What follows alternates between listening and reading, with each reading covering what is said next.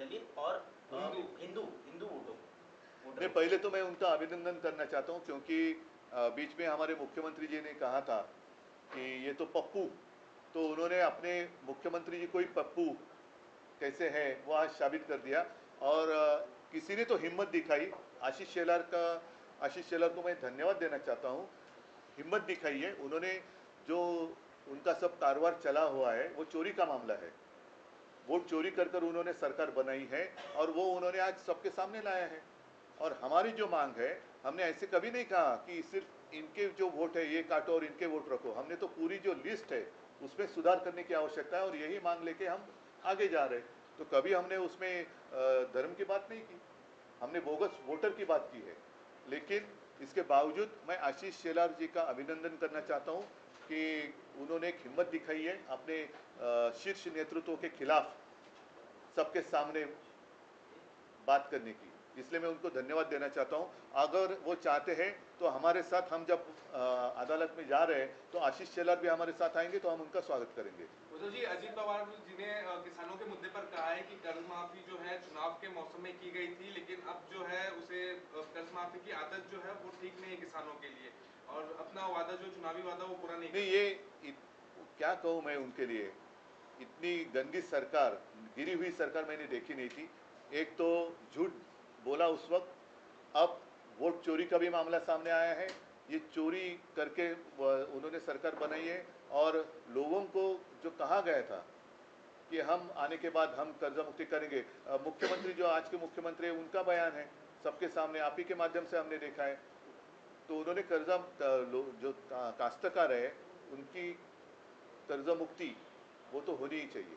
और इसलिए मैं स्वयं जा रहा हूँ आने वाले 5 तारीख से लेकर 8 तारीख तक कि जो भी पैकेज सरकार ने डिक्लेयर किया था उनमें से कितना लाभ प्रत्यक्ष रूप में हमारे जो काश्तकार है उनको हुआ है। तो शनिवार को जो आंदोलन हुआ, उस आंदोलन में कांग्रेस के प्रदेश के मुखिया, शनिवार को जो आंदोलन हुआ उसमें कांग्रेस के प्रदेश के मुखिया हो या तो मुंबई अध्यक्ष वर्षा गायकवाड़ वो शामिल नहीं हुए। अब सत्ताधारी कह रहे हैं कि कांग्रेस दिल से नहीं चाहता कि मन से आपके साथ और एमबीए में आए। इसलिए मैं फिर से आशीष शेलार का अभिनंदन करना चाहता हूं, क्योंकि एक तो कोई हिम्मत वाला है जो अपने नेतृत्व के खिलाफ बातें कर रहा है, तो उन्होंने अपने अंदरूनी जो बात है उसके ऊपर ध्यान देना चाहिए कि ऐसे लोग ज़्यादा देर तक आप उनको दबा नहीं सकते, एक परिसीमा होती है, अन्याय की भी परिसीमा होती है। तो शायद शेलार जी के ऊपर बहुत सारा अन्याय हुआ इसलिए वो बोल रहे हैं, और उन्होंने देवेंद्र जी को ही पप्पू ठहरा है, तो उसके लिए उनको मैं धन्यवाद देता हूँ। तो आप पूरे महाराष्ट्र में पप्पू कौन है वो आशीष शेलार ने बताया।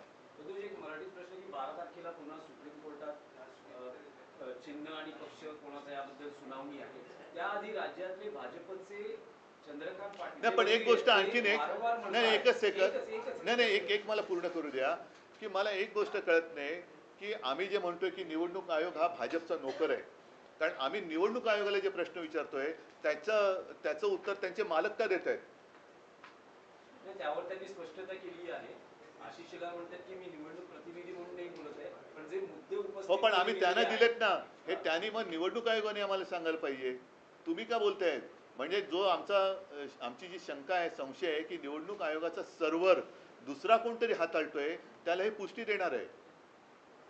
तो प्रश्न कंटिन्यू असा आहे की चंद्रकांत पाटील असं दोनदा म्हणाले आतापर्यंत बॅक टू बॅक, असं ट्रम्प किती वेळा म्हणालेत की मी भारत पाकचं युद्ध थांबवलेत? नाही, पण त्यांचं आताचं जे विधान आहे त्यावर त्यांचं असं म्हणणं आहे की काँग्रेस पक्ष हा गांधी कुटुंबाचा आहे, शरद पवारांचा राष्ट्रवादी काँग्रेस पक्ष आहे, शिवसेना ही बाळासाहेबांची आणि त्यानंतर उद्धव ठाकरेंची आहे, आणि मनसे हा राज ठाकरेंचा आहे। त्याबद्दल तुम्ही चंद्रकांत पाटलांचे आभार मानावे।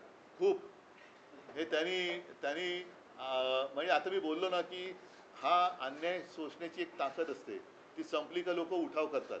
जसं आज आशिष शेलारने केले तसं चंद्रकांत दादांनी केलेलं आहे, म्हणून मी त्यांना धन्यवाद देतो।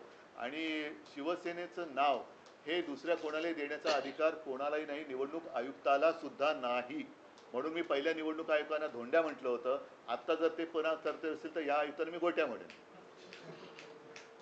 तो जी, राज्य में दो बड़ा मुद्दा है इस वक्त, किसानों का और वोट चोरी का, और इस बीच में महाराष्ट्र सरकार ने राष्ट्रगीत के 150 वर्ष पूरे होने पर जो है तमाम स्कूलों में राष्ट्रगीत जो वंदे मातरम है वो उसकी प्रदर्शनी लगवाई है, और क्या ये नहीं, तमाम मैं तो पहले दो मुद्दे पर बात करना चाहता हूँ। एक एक मुद्दे ये क्या करते हैं कि अगर कुछ बातें उनके गले तक आती है तो वो गुमराह करते, फिर देशभक्ति आती है। ये देश के आज़ादी का जो संग्राम हुआ था उसमें ये कोई नहीं थे। इसलिए मैंने परसों के मेरे भाषण में कहा था कि ये स्वयं घोषित देशभक्त है जो झूठे है। ही स्वयं घोषित देशभक्तांची बोगस स्टोरी आहे ही। उद्धवजी तुमची मनसे सोबतची युती अधिकृतपणे कधी जाहीर करतात? कारण तुम्ही व्यासपीठावर बोलतात एकत्र आलो आहोत, एकत्र राहणार आहोत, मराठी माणसासाठी एकत्र आलेलो आहोत वगैरे वगैरे, पण ऑफिशियल युती कधी घोषित होते? जेव्हा जाहीर होईल तेव्हा। काय निवडणुका 6 तारखेला नाही अरे थांबा ना, पण येऊ द्या ना सगळ्या गोष्टी। आता पहिला मुद्दा महत्त्वाचा असा आहे की ह्या सदोष याद्या घेऊन आता ह्या याद्यांमध्ये एवढा घोटाळा आहे, भ्रष्टाचार आहे, गोंधळ आहे, सर्व पक्षांनी मान्य केलेलं आहे। आता हे सगळ्या पक्षांना पटलेलं आहे, तरी निवडणूक आयोगाच्या बोकांडी जाऊन बसलं पाहिजे आणि त्यांना सांगायला पाहिजे की आम्ही निवडणुकीला आम्ही तयार आहोत, तुमची तयारी झालेली नाही आहे। कारण 31 जानेवारी ही सर्वोच्च न्यायालयाने जी तारीख दिलेली त्याच्या आत या जर का याद्या सुधारल्या तर निवडणुका घ्यायला पाहिजेत। सर्वोच्च न्यायालय कधी असं सांगणार नाही की वाटेल ते करा, खोटं तर खोटं, बोगस तर बोगस, दुबार तर दुबार, तुम्ही निवडणुका घ्या, असा सर्वोच्च न्यायालयाचा आदेश नाही आहे। त्याच्यामुळे या सगळ्या गोष्टी आमच्या गोष्टी ज्या आहेत त्या चालू आहेत। पहिलं लोकांना जागरूक करणं, जाग आणणं हे आमचं कर्तव्य आहे आणि ते आम्ही करतो। उद्धव जी, एक अलग सवाल, वुमेन्स क्रिकेट टीम ने पहली बार वर्ल्ड कप जीता है, उनके लिए कुछ बताइए। क्या कहूँ, बहुत गर्व की बात है। और कल मैं बीच में देख रहा था टीवी पर और पूरा स्टेडियम, मुझे नहीं लगता है कि इससे पहले कभी इतनी भीड़ वुमेन्स क्रिकेट के लिए हुई थी। और मैं देख रहा था वो जो अपनी सारी लड़कियां हैं क्रिकेटर्स है, क्या खेल रही थी। बहुत ही बढ़िया प्रदर्शन रहा और सबका मैं अभिनंदन करता हूँ। अच्छा कि आपने बात ये छेडी। सगळ्यांचं काल आपण महिला क्रिकेट चषक वर्ल्ड कप जिंकलो, मला वाटतं पहिला प्रथम जिंकलो। सगळ्या आपल्या महिला क्रिकेटपटूंचं मी मनापासून अभिनंदन करतो, कारण मध्ये मध्ये मी टीव्ही लावून बघत होतो। पहिल्या प्रथम एवढी गर्दी ही महिला क्रिकेटच्या वर्ल्ड कपला कदाचित झाली असेल, पण अप्रतिम खेळल्या, अप्रतिम। म्हणजे त्यांची बॅटिंग स्टाईल वगैरे सुद्धा जी आहे खूपच अप्रतिम आहे। त्यांचं सगळ्यांचं मी मनापासून खूप खूप अभिनंदन करतो आणि आगे बढ़ते रहो। अरे अभी छोड़ो ना, वोट चोरी का मैंने कह दिया ना, और क्या रिपीट करायचं आहे ना, पण नेमकं काय रिपीट करू?